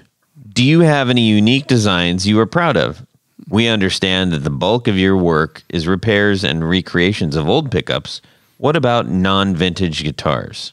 So it's still a vintage guitar, but it's a pickup for a vintage guitar. I'm not the first one to make a noiseless Jazzmaster, but I am the first one to make it as I did. So the noiseless Jazzmasters that I just kind of came out with about 6 months ago, they're the pickup that I'm most proud of, because I figured out how to get a really genuine sounding Jazzmaster sound that's noiseless without totally altering the overall tone, the overall frequency response. So that is it modern? Yeah, it's a modern take on a vintage sound, pretty much. I think the beauty, that's what I'm really proud of. Yeah, I think the beauty of that pickup, I've got a couple of sets, is it does retain a jazz mastery kind of sound. There's one of the big problems I think you have with whether it's a stacked pickup, as you know, they're like P100s, which were stacked P90s. They just sound terrible, wrong. They don't have the same characteristics. Whereas I think the noiseless Jazzmaster ones that you're making do have, and the noiseless P90s, and the noiseless P90s, they have the same tonal, characteristics that the single coil versions do. Yeah, I mean, that's not easy to do, especially the P90 bridge noiseless. Those are really hard. And some pickup companies out there, I think Lindy Freyland's, I think he's kind of the king of the P90. And when it comes to the noiseless P90s, that's him. So a sales pitch for Lindy as well. I mean, he is really good at that technology. I want the noise, man. Well, I'll give you the noise all day, baby. One thing that we didn't talk about was charging magnets. Generally, you need a super duper duper strong magnetic field to charge a magnet. And I use a commercial grade magnet charger for that, and a lot of other pickup winders that do it on the weekends, they use neodymium magnets that do a pretty good job, but in my opinion they don't do the full McCoy. But anyway, I think there's something else I can help plug for you there too, there, Buster. Sure. Which is you've acquired some pretty key pieces of winding equipment. Oh gosh, yeah. I've got some of the winders that are similar to the Gibson winders. One model is the exact. Another one is like a newer version. Out of the factory? No, it's not out of the factory, but it was same company. Same company, same model. Same everything, but Gibson has modernized theirs. And what's so awesome about Gibson is that they still use that same winder they've had from the 50s, and that's the Meteor 301. Now the Lasonas are gone. They didn't use those anymore because you only did 3 bobbins at a time, and they took a lot of real estate. John Gundry has one, and Seymour Duncan has one. So, and John Gundry also has the wooden built coil winder, which is really cool. So if you guys want to check out like some old original winders, check out. You have one. You have a wooden one. You showed me that. Yeah. Oh, that's an unwinder. Oh, that's an unwinder. Yeah, that's a really cool thing too. But well, Jared, we didn't stump you, which is probably a good thing. I love that you can talk about these things with great passion and great understanding and great knowledge of the thing that you do so well. It makes me sound smart on the podcast. And I love this because I learn so much every single time. I just, my brain is abrim with factual knowledge, and Tony's bladder is abrim with Quattro Brewskis. And it's in his veins. Thine eyeballs are floating, Tony. Oh, yeah. Here we go. We're going to get into some good stuff right now. Ladies and gentlemen, you've heard me talk all episode about pickups, and now you're going to hear me sing, Would You Rather? This week's Would You Rather is brought to us by our good old buddy, Uncle Tony Baloney. So, you want to collect old juniors, and the first 2 juniors that you have to choose from. Les Paul Jr. double cuts. Gibson Les Paul Jr. double cut with the tortoiseshell pickguard. That was a lucky guess. Okay, go ahead. Exactly. So there's 2 in the paper, and one description is 1959 black rare Gibson Jr. yada yada yada double cutaway. Newspaper. The people. Yeah, you're looking in the paper. He's looking at Trading Times. As on Craigslist. It's beat up. Craigslist is beat up. And it's got rash on the back. It's, got all the wears and looks awesome. And it's solid. There's no cracks, breaks, or anything like that. Or the next listing you see is for a 1960, same color, pretty much the same everything, except it's had a headstock repair. But it's in pristine condition otherwise. Mm-hmm. It's been sitting under the the bed on, upstairs in grandma's bedroom. And one day one of the kids got it out and dropped it and it broke. And then they had to get it repaired. Or looked at it. Yes, they just looked at it. So which one are you going to take? Because you can only afford one. All right. All right. So what you're telling me, Jared, is we can have a 1959. Both of these are rare black. Mega super rare. Double cuts. One is You assume it was refinished when you saw it. Yeah, I assumed that. But after reading the article in Vintage Guitar Magazine, I realized that it could be a factory finish. Yep. So the 59 is pretty beat up, rough around the edges, but no breaks. Been played. And then the other is a 1960, same model and everything, except it has had a headstock repair. That's it. But everything else it's in is minty. super clean condition. Minty clean, except for the repair. Yeah. All right, Tony. Well, so two things. Generally speaking, every old guitar that I've picked up that is a little bit rough and worn out is usually a pretty good indicator of someone has loved and played that instrument, which usually means it sounded pretty good and, is an excellent instrument. Some of the vintage instruments that, in this case may have had a headstock repair, which isn't the end of the world if it's done right and it's solid. But if it has no wear and tear on it, it's almost as if it was, as we would call it, a wall hanger. And, I think it was in a Wilco book that if a guitar that isn't played starts to think it's a piece of furniture. And I think that, I think any day of the week, assuming that everything is clean and original and playable and sounds good, I'm going to go with the more beat up one because I think that is a good indicator of the quality of the instrument. So I'm going with the beat up 59. All right. Yep. Jared? Yeah, pretty much the same thought process Tony has, but maybe I can elaborate a little differently. Go ahead. Give it your best. Yeah, it's going to be the same idea pretty much, but I think the same way. I mean, I don't know if you guitar guys out there have ever gotten your hands on a real old vintage guitar that's got a lot of wear on it. They feel really good. They feel so comfortable. They feel worn in. When you slide your hand up and down the neck, the finish is worn off, but it feels super silky smooth.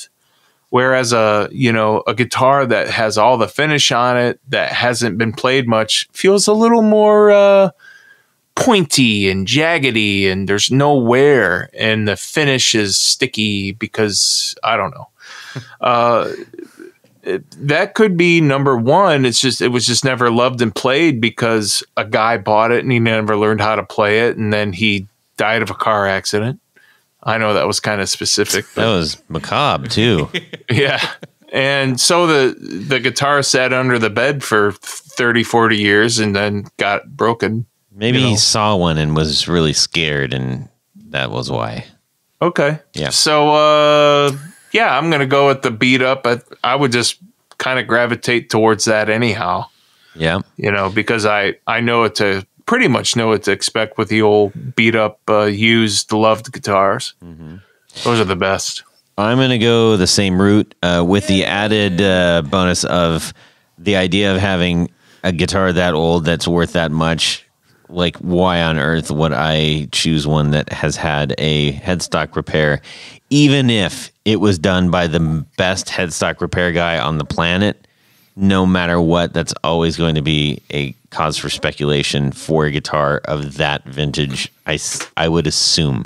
When I say no matter what, that is my limited knowledge of, that kind of thing. Well, wait, that's fair enough. Does it come with the original case? Ooh. Screw the case. That case is probably worth more than my car. Who cares? Legitimately. Maybe. If it's worn in, you're going to play it all the time. Yeah, but I want to, there's not even a question for me. Okay. All right. So we just wanted to all want that guitar. That's what that Would You Rather was about. Pretty much. Alrighty. Tony? Yes? How about we thank some people? I would like to thank some people. At this point of the show, we like to thank our executive producers. Now, you might be sitting there saying, what's an executive producer? And more importantly, how do I become one? Here's what you do, folks. Head over to patreon.com/the Guitar Knobs and check out a couple of different levels in which you can participate, become a sponsor, a patron of this very podcast. To get these kind of episodes. This is like a 2-hour episode for Pete's sake. Yeah, we're worn out. But the top of the heap, I guess you would call them that, the level that we love the most.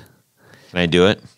King of the hill, top of the heap, a number one. Lovely. That was nice. Wow. How about that? I didn't know you were doing the Sinatra thing then. I don't know if I did it right. Yeah, you did it pretty close. Okay.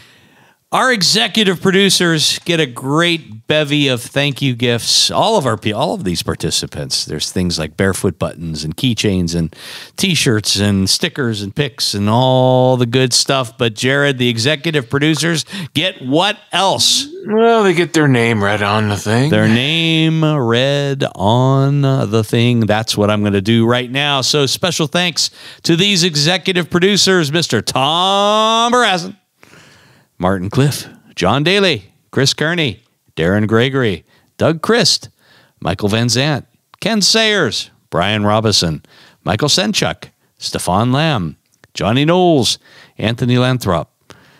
I made that mistake myself. It's Anthony Lathrop. Lathrop. Nice one, Tony. Sorry, I couldn't blame Todd for that. John Anglin, Tyler Beret, Brad Partridge, Chris Heidel, John Esterle, Doug Gann, Justin Jones, Brett Alexander, James White, Matt Hart, Bill Gula Guitars, Richard Kendall, Tig Harmon, John Williams, John Jackson, Jason Roush, David Rando, Douglas King, Gary Cooper, Rob Saxby, Mark Garton, Elad Mizrahi, and Mike D. Excellent. Hey, wait, Todd. Yeah. Wait a second. Because there's another group of executive producers. These are the guys that hang out up on the penthouse suite. These are our grand poobahs. And this week, we have an upgrade from an executive producer to grand poobah. So welcome aboard, James Pennington, Tyler Rhines, Tim Novak. Sorry, Tim. Kim Novak.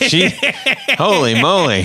Sorry about that. Steve Keys, Adam Johnson, Tommy Manasco, Sean S., Cody Foster, Science of Sound, David Kamingo, Corey Nigro, Jonathan Jerusik. Thank you. Thank you. Thank you. Indeed. Thank you so much for your support, one and all. All right, everybody. Tony, where can people find you? Let's just see. You need a special pick guard, changing pickups out. Go over to pickguardian.com. Check out some of the wares I have for sale. Mm-hmm. But by and large, what I do is custom work. So shoot me an email. Let me know what you need, what you're looking for in terms of colors and all that fun stuff. And I will take good care of you. Excellent. Jared? Surprise, I do pickups. So if you need some new pickups, we do those. Some vintage pickups and even vintage looking like they're old. We do those too.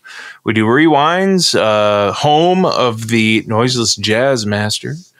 And watch my little show, the Rewind Time with Brandonwound Pickups. Got to get more episodes out, I know. Jared at BrandonwoundPickups.com. Yes, it's been busy, my friend. All right. You can shoot me an email, Todd@theguitarknobs.com. You can DM me on Instagram @guitarknobs.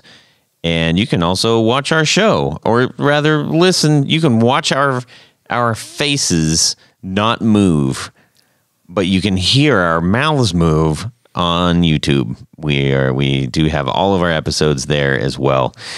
thank you all for listening to this super long, super awesome. I think it was awesome. I learned a ton, and it was really fun episode.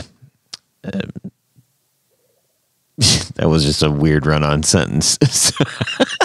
How about we are tired. How about we give a special thanks to Jared for giving us all this information? No. Okay. All right. Well, hell, Tony helped a lot. Thank you, Tony Baloney. Jared, thank you for sharing so much with all the listeners out there. And thank you, listeners, for the questions. Yeah, absolutely. I mean, that's a lot to add on to a very busy day for a single guy building stuff. Especially Gary. Yeah, holy moly. Like 7 or 8 of them. I think I'm gonna have to contact him. Maybe get him a little something. Yeah. Yep. All right, everybody, have a fantastic guitar weekend. Subscribe. I love a parade. Hi, Jared. Hello, my friend. If I don't approve, there's going to be some changes. I'm gonna take a break right there. Tony's down 3 quarts. 3 quarts? 3. Well, he's up 3 quarts, I should say.